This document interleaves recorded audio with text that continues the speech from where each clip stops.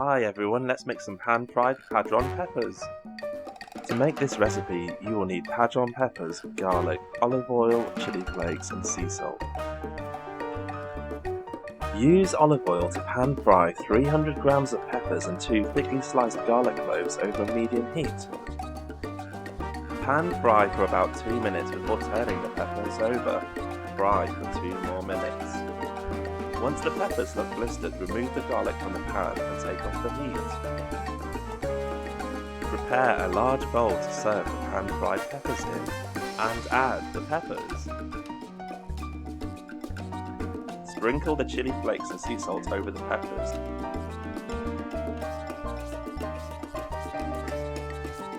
And drizzle with olive oil. Leave the peppers for about a minute while they soak up the heat and serve.